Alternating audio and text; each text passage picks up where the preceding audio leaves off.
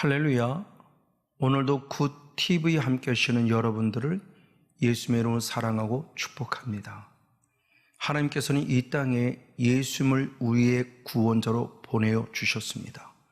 그러므로 우리는 로마서 10장 9절의 말씀대로 입으로 예수를 주로 시인하고 마음으로 나를 위해 죽으셨고 나를 위해 살아나신 것을 믿으면 구원을 얻는 은혜를 힘입습니다. 즉 구원을 얻었다고 하는 것은 내가 잘 믿어서라기보다 믿는 은혜를 주신 하나님의 선물이라는 겁니다. 그래서 에베소 2장 8절의 말씀에 은혜로 인하여 믿음으로 말미암아 구원을 얻었으니 이는 하나님의 선물이라고 말하며 은혜가 주어가 돼서 은혜를 강조함으로 은혜로 인해서 구원 얻은 것에 감사하고 감격해야 될 우리의 삶을 그대로 보여주고 있습니다. 이렇게 구원의 은혜를 얻었으면 이제 우리는 어떻게 되느냐? 믿음을 지키는 영성을 가져야만 합니다. 그 믿음을 지키기 위해서 유다서 1장 바로 21절 말씀에 자기를 지키며 영생에 이르러라 라고 말씀하면서 구원을 지키는 은혜가 무엇이냐? 그래서 사도 바울은 말하기를 로마서 10장 10절의 말씀에 계속하여 마음으로 믿고 입으로 신하여 구원에 이르라 라고 하는 아주 중요한 말씀을 줍니다. 이 구원에 이르는 이 삶이 바로 믿음을 지키는 영성입니다. 그때 그 삶이 우리들에게 살아가는 열매예요. 이 열매를 주께 드린 이유는 하나님께서 이 열매를 보므로 우리가 진짜인지 가짜인지 알 수 있기 때문입니다. 그래서 마태복음 7장 20절에 열매를 보고 너를 알리라. 하나님이 우리 주신 열매를 통해서 우리를 아는데 그 아는 것은 외적인 것을 하는 게 아니라 내면을 알길 원하시는 거예요. 아무리 바리새인과 같이 일주일에 2번씩 금식해도 아무리 바리새인과 같이 세리와 같지 않게 죄를 지지 않는 것처럼 열심히 살아도 아무리 바리새인과 같이 율법에 흠이 없을 만큼 완벽하게 살아도 하나님은 그들을 하나님의 자녀라고 말하지 않습니다. 마태복음 23장 33절의 말씀에 너희는 독사의 새끼다 라고 말하며 지옥의 판결을 피할 수 없다고 말해요. 기도를 했기 때문에 율법에 흠이 없을 만큼 완벽하게 살았기 때문에 아니요. 죄를 짓지 않았기 때문에 아니요. 하나님의 본질을 보니 그들의 본질 자체가 마귀의 자녀들이기 때문에 그들은 구원받지 못하고 지옥의 판결을 받는다고 해요.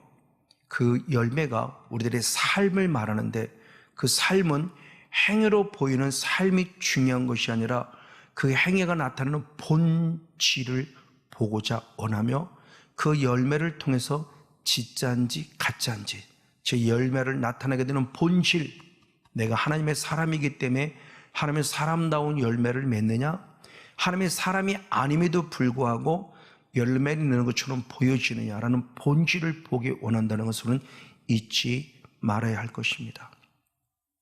그럼 이렇게 열매를 맺을 때 열매는 주님이 어떤 열매냐? 가장 먼저는 요한복음 3장 16절을 말씀하신 예수님은 이어서 요한복음 3장 36절에 이렇게 말씀하셨습니다. 하나님의 아들을 믿는 자는 영생이 있고, 이건 요한복음 16장을 말하는 겁니다. 이어서 순종치 아니하는 자는 영생을 보지 못하고 도리어 하나님의 진노가 내 머리 위에 머무르니라는 말씀을 통해서 예수님을 나의 구원자로 믿었으면 반드시 순종이라는 열매를 맺어야 한다는 사실을 강조하고 있습니다. 그리고 요한계시록 14장 12절의 말씀을 보면은 성도들의 인내가 여기 있나니 하나님의 계명과 예수 믿는 믿음을 지킨 자녀라 그래요. 인내, 이게 열매인데 그 열매 통로가 뭐냐? 믿음을 지킨 겁니다. 그리고 계명을 지킨 거예요. 그걸 이루는 교회가 빌라델비아 교회죠. 그래서 요한계시록 3장 8절 하반절의 말씀에 보면 능력은 적으나 빌라델비아 교회는 예수님의 이름을 배반치 않았고요. 말씀을 지켰다라고 인정을 받아요. 이것이 우리들의 삶의 열매, 인내입니다. 그 인내는 믿음을 지키기 위한 열매이며 그 인내는 말씀을 지키기 위한 열매입니다. 뺏기지 않는 열매를 말합니다. 그리고 궁극적으로 디모데 4장 7절 말씀을 통해서 보면은 우리에게 무엇을 말해주느냐? 바로 믿음을 지키는 영성은 무엇이냐 그랬을 때 열매는 바로 영적 싸움을 싸우는 것임을 얘기를 해요. 아, 영적 싸움을 철저하게 싸워야 되는구나. 순종이라는 열매, 인내라는 열매, 영적 싸움을 싸우는 열매가 믿음을 지키는 영성에 대한 부분을 가르치며 영적 싸움을 싸우는 궁극적 목적은 결국 뭐냐? 디모데후서 4장 8절의 말씀인 의의 면류관 때문이다. 즉 천국, 하나님의 나라 때문에 싸운다는 사실을 정확하게 알려주고 있습니다. 그래서 사도 바울은 디모데전서 6장 12절 말씀에도 영적인 선한 믿음의 선한 싸움을 싸우라. 그 이유는 영생을 취하게 합니다. 그럴 때 그 취한다는 것이 이제 구원을 얻기 영적으로 싸운 것이 아니라 구원을 얻은 자가 영생을 빼앗기지 않기 위함이야. 그래서 킹 제임스 흠정력 번호표는 붙들라 이렇게 해석이 됐고 현대어 성경은 의역을 통해서 바로 굳게 간직하라. 그치, 영생, 구원을 이게 구원에 이르기 위한 영적 싸움인 거예요. 하나님의 나라 때문에 싸운다는 사실을 보여줍니다. 그래서 예수님께서도 마태복음 12장 28절 말씀에 성령을 힘입어 귀신을 쫓아내는 것이면 하나님의 나라가 이미 임하였다는 말씀을 통해서 하나님의 나라 때문에 영적 싸움을 싸운다는 이유를 분명히 밝히 보여줍니다. 맞습니다. 근데 그 열매가, 삶의 열매가 처음부터 완전한 것은 아니에요. 시작은 부족하지만 작은 부족함이나마 주께 드려야 된다는 것을 가르쳐 주니 그 말씀을 예표한 것이 바로 무화과 나무의 저주의 사건을 통해서 드러납니다. 마가복음 11장 13절의 말씀에 예수님이 예루살렘 성에 입성하실 때 잎사귀가 무성함을 보았기에 당연히 열매가 있을 줄 알고 갔는데 열매가 없을 때 그 나무를 저주해요. 그러면서 무화과의 때가 아니더라 라는 말씀을 해요. 그래서 우리는 그 말씀을 이해하지 못하면 예수님을 쉽게 이해할 수 없어요. 그러나 이스라엘 백성들의 언어를 우리는 이해하면 충분히 이해합니다. 지금 무화과의 때가 아니라는 것은 테나라는 무화과입니다. 즉 이 테나는 파게라는 첫 열매가 익었을 때 그 철매를 딴 이후에 두 번째부터 많이는 5번까지 열매를 맺는 더 좋은 열매를 맺을 때 그 열매를 뭐라고 그러냐? 테나라고 그러고 테나가 되기 전에 첫 번째 맺어진 열매를 파게라고 그래요.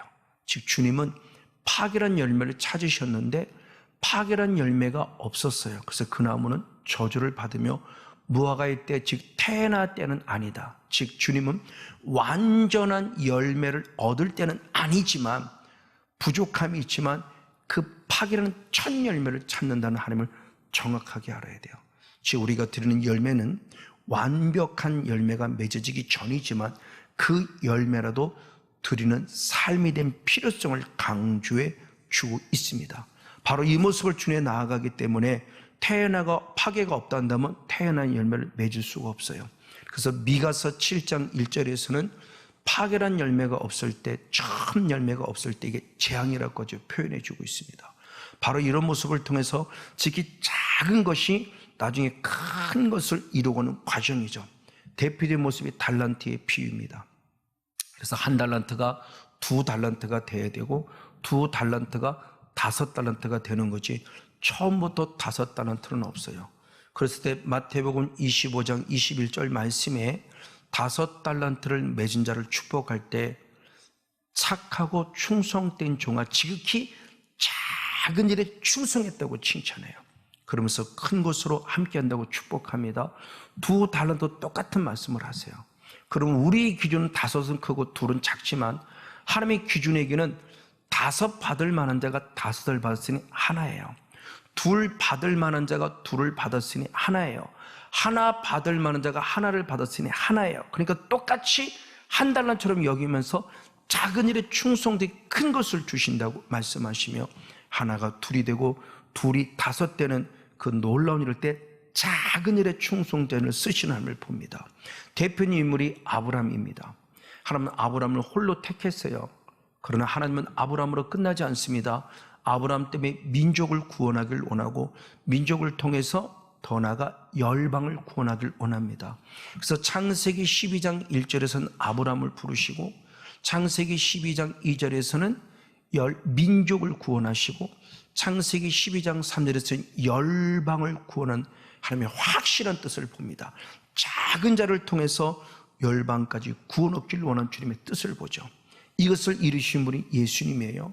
그래서 예수님 홀로 계시다가 12 제자를 택하셨고 12 제자만이 아니라 70인 제자를 택하셨고 70인 제자만 아니라 120명의 성도를 택하셨고 120명의 성도를 통해서 3,000명, 5,000명 허다한 무리가 이제는 3,000명, 5,000명 수를 셀 수 없는 더 많은 숫자들이 예수를 믿는 구원의 역사를 이루었다는 사실을 예수부터 시작된 것을 보아요.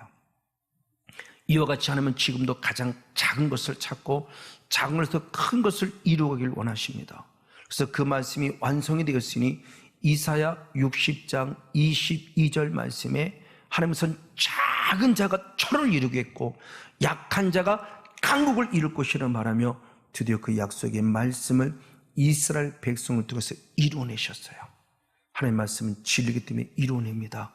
작은 자를 통해서 천을 당하고 약한 자를 통해 강국을 이루어내신 주님의 거룩한 뜻을 분명히 볼 수 있습니다. 근데 이들의 공통점이 있어요. 이들의 공통점은 결국 뭐냐? 구약시대는 왕이나 선자나 제사장이나 그리고 신약대로 예수님의 쓰임받는 제자들이나 그 이후의 사람들의 공통점은 성령을 힘입은 사람들이었다는 사실이 공통적으로 기록이 됩니다. 그래서 대표적으로 사도행전 1장 8절의 말씀에 성령이 너에게 임하시면 권능을 받고 그 권능을 통해서 예루살렘, 온 유대, 사마리아, 땅 끝까지 내 증인이 되라는 아주 중요한 말씀을 주죠. 여기 있는 성모님, 목사를 비롯해 다 같이 성령님을 받아야만 하나님의 나라가 이루어지는 통로가 되는데 이 성령을 한꺼번에 왕창 받는 것이 아닌 거죠. 그 대표로 보여준 모습이 예수님이에요. 예수님은 그리스도이시기 때문에 성령의 기름을 받는데 언제부터냐? 누가복음 1장 35절의 말씀에 잉태할 때부터 성령이 임하시고 능력이 덮으셨으니 라고 태어나는 순간부터 예수님은 성령으로 잉태되었어요. 그래서 하나님의 사랑하는 아들이라 인침을 받죠. 그리고 공생애를 시작하며 30세가 됐을 때 누가복음 3장 22절의 말씀에 세례 요한에게 세례를 받는 순간 성령이 임하셨다. 성령이 내려오셨다 라고 표현하며 성령의 임재 속에서 역시 내 사랑하는 아들이고 내가 기뻐하는 자란 인정을 받는 놀라운 축복을 봐요. 그럼 공생의 사역할 때 성령의 임재로 끝나냐? 아닙니다. 더 나아가 누가복음 4장 1절에 보면 성령이 충만하셨어요. 세례 요한에게 세례를 받는 순간 성령이 임하셨고 그 요단강에서 돌아오기 전에 이미 성령 충만하셨고 요단에 돌아오신 후 성령의 이끌림을 받아 광야로 나가서 마귀여서 이기는 자가 되었어요. 그러면 그릇 끊느냐? 아니다. 이끌림을 뛰어넘어서 누가복음 4장 14절의 말씀에 성령의 능력, 성령의 권능으로 일하셨다고 그러며 실제적인 사역 속에 성령의 능력과 은혜로 그러니까 예수님 스스로가 우리에게 진정한 그리스도인이 누구냐? 계속 기름 부음 받아야 함을 상기시켜 주면서 시작의 성령의 임재부터 시작돼서 충만하고 이끌리고 권능 받기까지 계속적으로 성령을 받아 주의 뜻을 이루어야 됨을 우리는 잘 가르쳐주고 있어요. 이걸 대표적인 인물이 다시 한 번 더 사도행전 1장 8절을 보면 1장 8절에 세 개의 시제가 그 동사가 있습니다. 성령이 임하시면이라는 동사인데 이건 시제가 오늘 본 과거예요. 그리고 권능을 받다 그럴 때 받는다는 것도 역시 시제가 과거와 미래를 두 가지를 같이 쓰고 있어요. 그리고 마지막 증인이 되리랄 때 그 되리라는 시제가 역시 현재와 미래예요. 이 말씀을 잘 이해하면 어느 한순간에 성령을 받아서 권능을 팍 받는 것이 아니라 이미 과거부터 성령을 받아왔고 그것이 어느 날 됐을 때 권능이 나타나는데 과거의 권능이 나타났고 계속적으로 미래까지 권능이 나타나는 성령 충만을 받아야 되고 그 성령 충만을 받을 때 권능을 통해서 현재부터 시작해서 미래까지 역시 계속 증인의 삶을 살아갈 것을 말해요. 그러니까 어느 한 순간에 오늘 딱 성령이 임했다가 아니에요. 이미 과거부터 계속 성령을 받아오고 그 성령의 능력으로 나타날 때 오늘 주 앞에 쓰임받을 때 미래까지 쓰임받는 사실이 사도행전 1장 8절의 시제를 통해서 잘 가르쳐주고 있습니다. 맞습니다. 이렇게 성령의 충만을 받을 때 하나님께 멋지게 쓰임받는데 가장 먼저는 언제 성령을 받아야 되냐고 할 때 처음 받는 성령을 성경에서는 성령세라고 표현했어요. 그래서 예수님께서 사도행전 1장 5절의 말씀에 예루살렘을 떠나지 않으면 너는 몇 날이 못 되어 성령으로 세례를 받으리라고 하면서 성령의 세례가 우리에게 임함에 대한 부분을 잘 가르쳐주고 있어요. 이 성령의 세례를 이루신 분이 누구냐? 예수님이에요. 그래서 세례 요한이 미리 얘기할 때 마태복음 3장 11절의 말씀에 나는 너희들에게 물로 세례를 주지만 내 뒤에 오신 이는 성령과 불로 너에게 세례를 주라면서 예수님이 우리에게 이 땅에 오셔서 성령을 선물로 주실 것에 대한 부분을 이미 말씀하셨어요. 그런 예수님이 이 성령을 주시기 위해서 어떻게 하셨냐? 그냥 어느 날 갑자기 성령을 팍 주신 것이 그 과정이 있었으니 가장 먼저는 예수님이 이 땅에 오셔서 성령을 우리에게 세례 주기 위해서 십자가의 죽으심으로 죄 문제를 해결해 주셨어요. 그래서 마태복음 26장 28절의 말씀에 죄 사함을 얻게 하시고요. 많은 사람을 위하여 피를 흘렸으니 그 피가 언약의 피라고 말하며 우리에게 성령을 주시기 전에 먼저 십자가에 죽으시는 사건, 우리 죄를 사하기 위해서 첫걸음을 걸으셨어요. 그럼 죽으심으로 끝나니 아닙니다. 3일 만에 부활하시죠. 왜? 로마서 4장 25절의 말씀에 보니 예수님이 십자가 죽으심으로 우리 죄사함을 받았고 아멘. 그리고 다시 살아나심을 인하여서 우리를 의롭게 하셨다. 그러니까 예수님의 죽으심만이 끝나면 3일 만에 부활하신 살아나심, 그 살아나심 때문에 그 살아나심을 믿을 때 우리를 의롭게 된다고 말하는 거예요.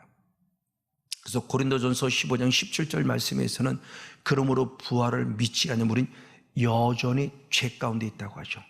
부활이 있을 때 죄 문제를 해결할 뿐만 아니라 의로워지는 은혜가 있으니 우리는 나를 위해 죽으셨고 나를 위해 살아나는 것을 믿는 믿음 안에서 죄 사함 받고 의롭다 인칭받는 놀라운 축복을 말씀해 주고 있어요.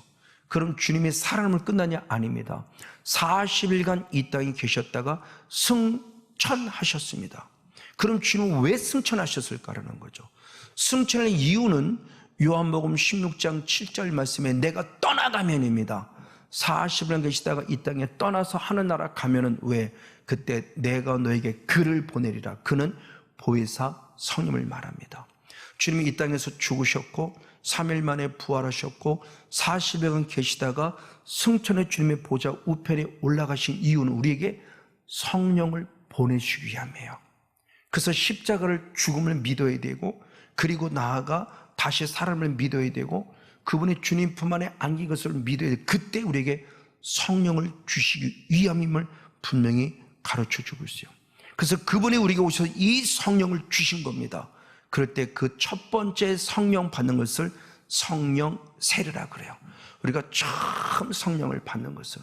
그럼 성령의 세례를 받을 때 어떤 일이 벌어지느냐? 고린도전서 12장 3절의 말씀에 성령으로 아니하고는 예수를 주라 할 수 없다.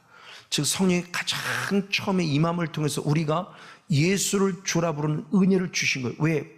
예수를 주라 부를 때 우리 구원을 얻기 때문입니다.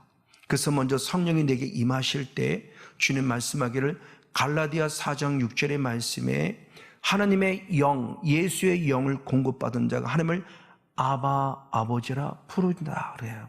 그럼 주님을 부를 때 어떻게 되느냐라고 했을 때 이미 구약 성경 요엘서 2장 32절의 말씀에 여호와 이름을 부른 자가 구원을 얻으리라.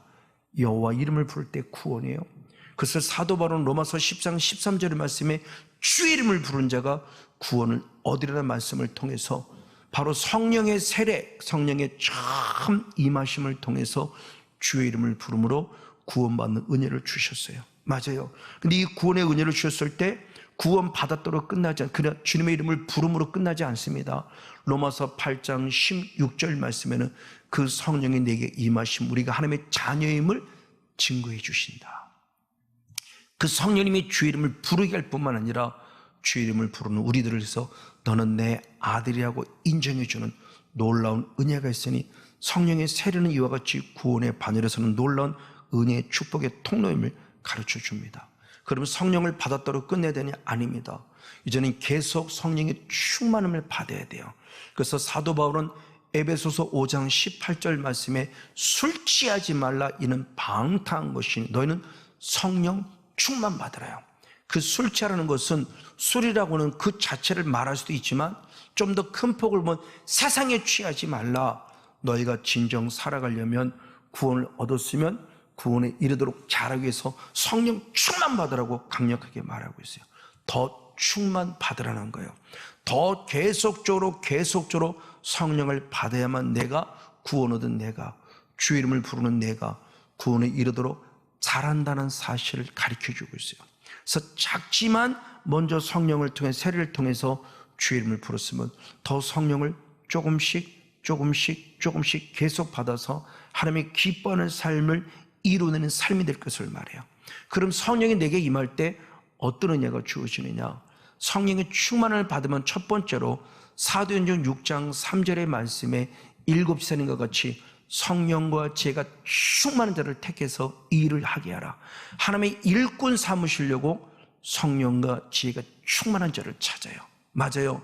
구원을 얻었으면 더 성령 충만 받아서 하나님의 쓰임받는 일꾼, 작은 자를 찾을 때 내가 여기 있습니다, 나를 보내서는 이사의 손자와 같은 그런 성령의 충만함의 기름을 받는 자가 되어야 한다고 말합니다. 그리고 사도행전 4장 31절의 말씀에 성령이 충만할 때 복음을 전하는 증인된다고 그래요. 맞아요. 내가 증인되기를 원하지만 아무나 증인될 수 없어요. 두려워요. 복음을 전한다는 게.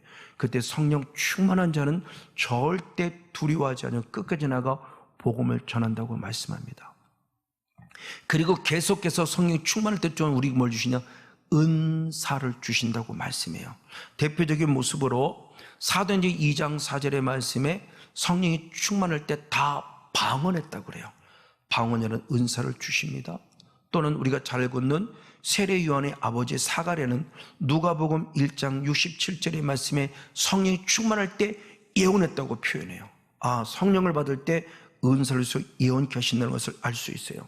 그리고 구약 성경에도 민수기 11장 25절의 말씀에 70인 장로에게 성령이 임할 때 그들에도 예언이 임하였다 그래요. 이와 같이 성령 충만하면 내가 의도하지 않지만 하나님 주신 선물, 은사라는 선물을 받을 수 있다는 걸 성경이 말씀해요. 그리고 마지막으로 성령 충만하면 가장 좋은 것이 뭐냐? 영적 싸움을 싸울 수 있다는 사실이에요. 앞에도 말씀했지만 다시 한번 마태복음 12장 28절 말씀을 통해서 보면 성령이 임하여 귀신을 쫓아내면 하나님의 나라가 임한다는 사건을 통해서 하나님의 나라 때문에 성령이 충만해서 바로 사탄과 싸워 이기는 자가 된다는 사실을 가르쳐줘요. 하나님의 일꾼으로서 복음의 증인으로서 또한 더 나아가 하나님의 거룩한 은사를 받는 것을 통해서 더 나아가 이제 영적 싸움에서 승리자가 되게 하기 위함이에요. 그래서 마가복음 16장 17절 말씀에도 믿는 자들에게는 이런 표적이 따르니 첫 번째가 뭐냐? 예수의 이름으로 귀신을 쫓아내고 두 번째 방언을 한다고 표현해 주고 있죠. 바로 이와 같이 성령 충만한 자에게 주시는 은혜 가운데 영적 싸움을 싸우는 권세를 주신다고 말씀합니다. 맞습니다. 바로 이렇게 성령 충만합니다. 이것이 언제냐? 우리의 배에서. 그래서 요한복음 7장 38절 39절에 우리의 배에서 성령의 생수가, 그럼 성령의 생수가 흐를 때 어떻게? 성령이 임하는 순간 우리 배에 성령이 흐를 때 놀랍게 우리의 발목, 무릎, 허리, 창에가 척세요. 그래서 사도행전 에스겔 47장 3절로부터 5절 말씀을 보면 1천척을 통해서 발목, 1천척을 통해서 무릎, 1천척을 통해서 허리, 1천척을 창이라게 적신다고 말해요. 이것이 성령 충만한 단계예요. 처음부터 완벽하지 않은데 계속 성령마다 이런 일이 된다는 거죠. 그러면 성령 충만의 열매는 결국 뭐냐? 에스겔 47장 12절 말씀에 성령 충만 받으면 너희는 열매를 맺을 것인데 그 열매가 나도 살고 남도 살리는 열매요 약절을 넣고 축복합니다. 더 계속으로 채워서 머리 창조처럼 성령 충만 받아서 나만 삶으로 끝나면라 나도 살고 남도 살리는 실과여 약절로 드는 축복의 주인공 우리 모두가 되어지기를 예수님의 이름으로 간절히 축복하고 축원을 드립니다.